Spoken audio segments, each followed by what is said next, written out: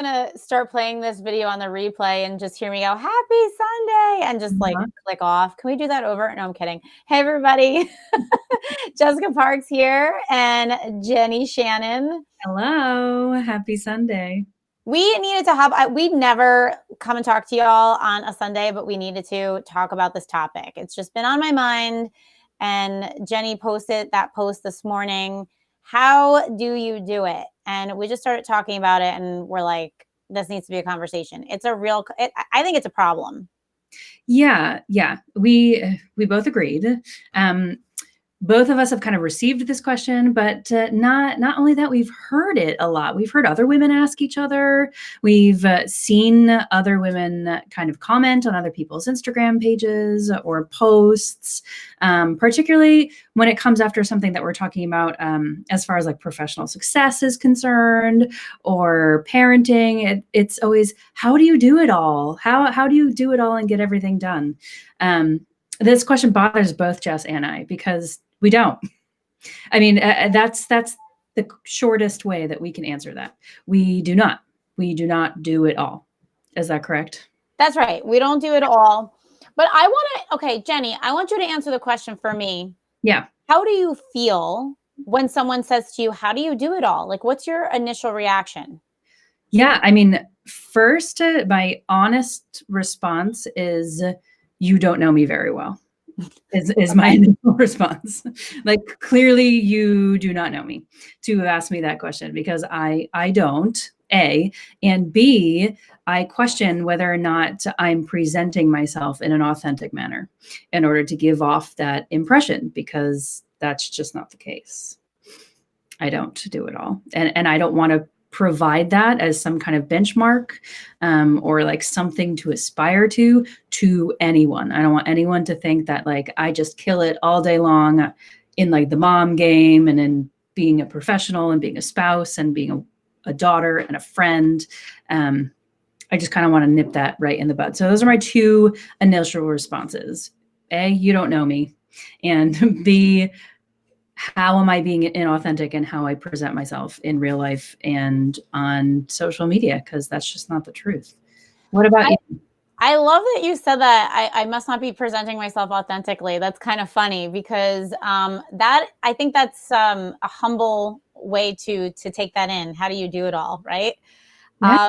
Because what I noticed with myself in the beginning was I think it was, I was taking it as a compliment and it was actually inflating me. Like maybe I'm doing a better job than I really think that I am, because on the inside, I feel like I'm not doing anything right. Right. So, you know, I've had people say like, how do you do it all?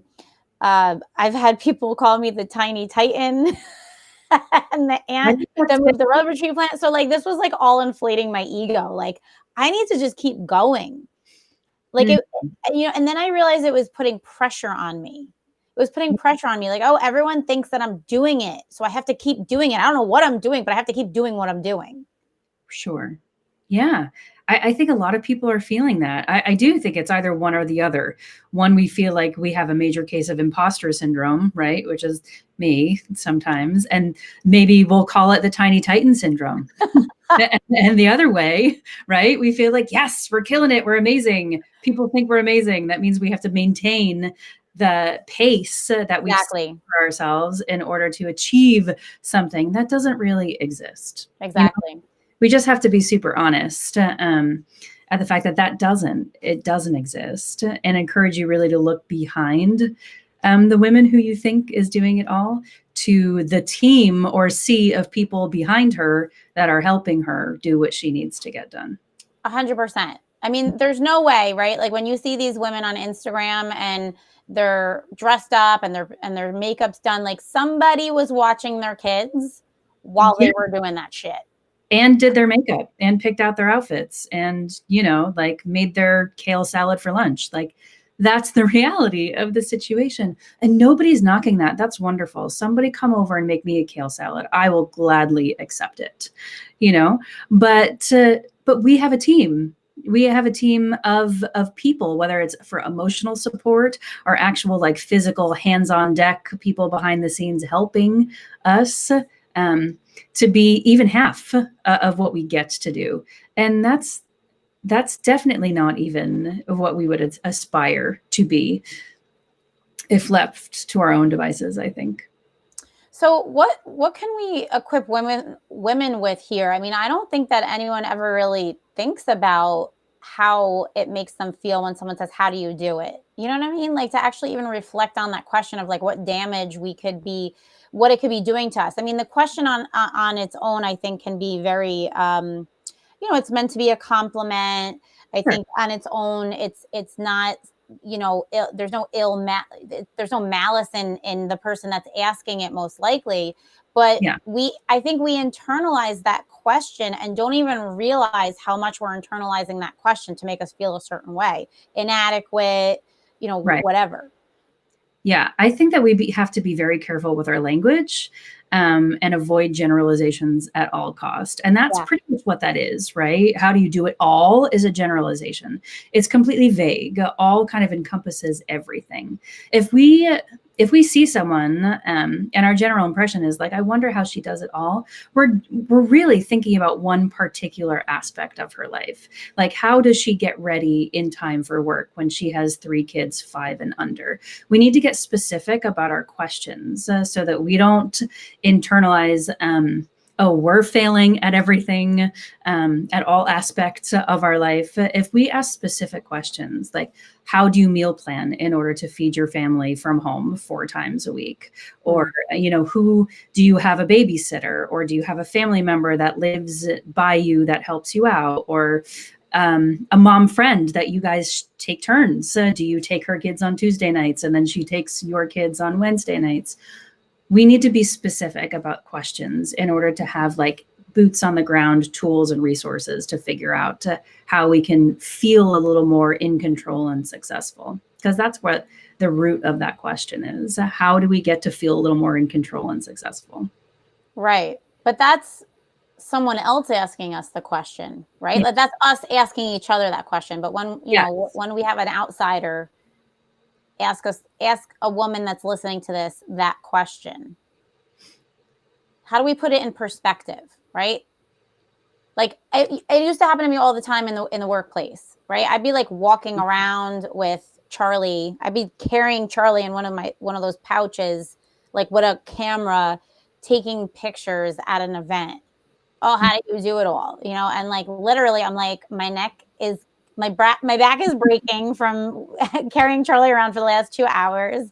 I'm miserable inside, and I'm smiling in your face. Like, what the hell makes you think I'm doing it all? Yeah, I mean, but I think that we have to practice being honest that way. Like, no one does it all. No one. I feel like that should be every woman's response. No one does that all.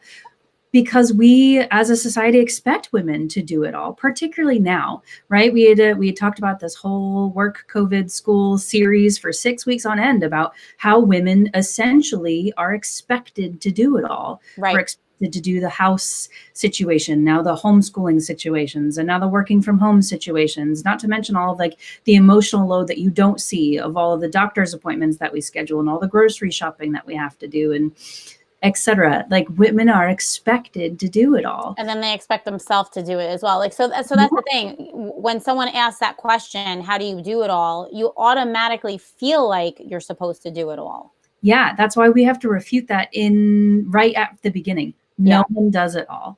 No one. We have to practice saying that to each other. No one does it all. No one. You need to think about what kind of resources a woman has, what kind of help she has, what kind of income she has. Right. All of these factors play into how a woman presents herself and how she functions. But that's not just women. That's men and women alike. Like, this is how society was meant to function, was that we were supposed to help each other. We were never meant individually to do anything all on our own. We're not built for that. And we definitely can't keep up with that, which is why people are getting sick right now, Jess. Not like We're not even discussing pandemic issues, but we're talking about internalized stress, right?